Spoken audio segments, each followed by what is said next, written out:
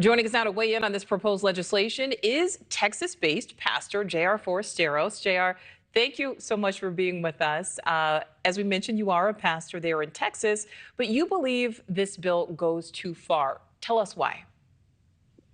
Nichole, Texas is home to more than a dozen different faith communities, as well as, a significant portion of people who are atheist or agnostic.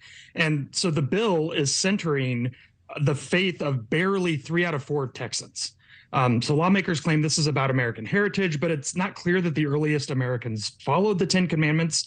They don't inform the Constitution or the Bill of Rights in any meaningful way. And the policies of the American governments, from the colonies to the actual U.S., often contradict the Ten Commandments, particularly, with a view to how white Americans were allowed to treat Native and enslaved Americans. And, I think the same is still true today.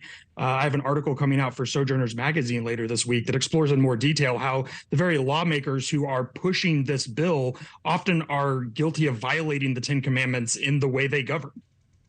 So, Jared, what's the line then between trying to incorporate religion into people's lives versus forcing it on them?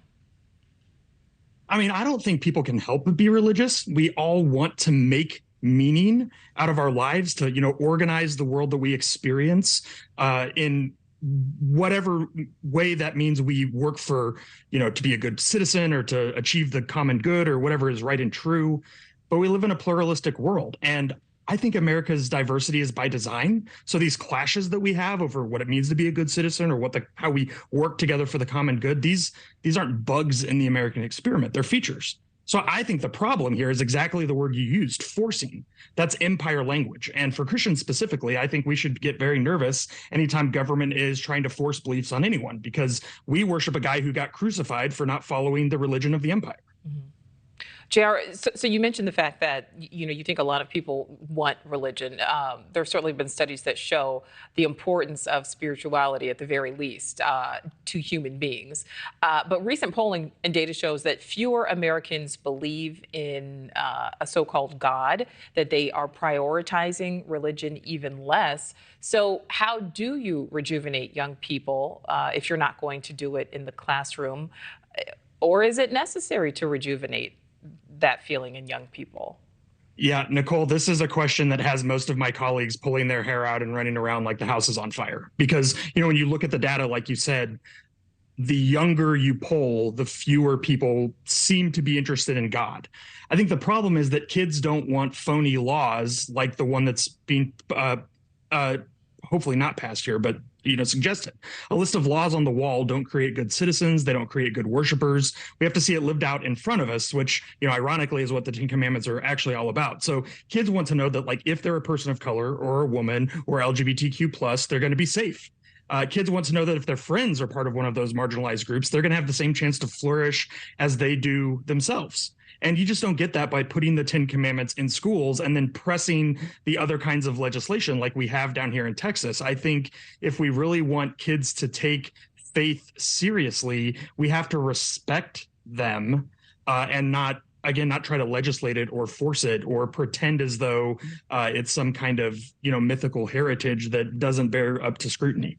All right, so JR, last question for you, and I want to look at it from the other side of this. What do you tell parents, whether those parents are LGBTQ+, whether those parents are parents of color, whether they are fill in the blank? What do you tell those parents who think that this is needed in the classroom? Because there are a lot of people who really, truly believe the world would be a much better place if we inject more religion into the classroom, more religion into society, not less.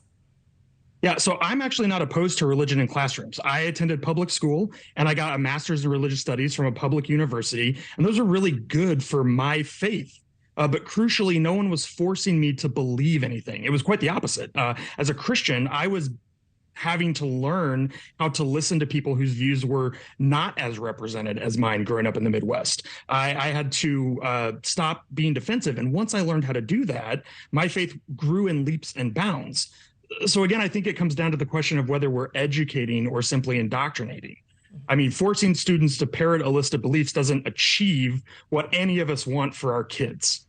We don't want mimics, right? We want thoughtful, loving, strong, courageous citizens who know how to ask questions and love boldly and who aren't afraid of a world that's always going to be bigger than we are. And I think that takes funding schools, supporting teachers, doing a lot more than just sticking a poster on a wall. Well, it certainly takes conversation. Everything is better when people start talking about things and aren't afraid. So, J.R. Forasteros, we certainly appreciate you taking the time to come on to NewsNation Now and talk with us. Thank you. Thank you for watching. Go to newsnationnow.com to find NewsNation on your television provider. And don't forget to click the red subscribe button below to get more of NewsNation's fact-driven, unbiased coverage.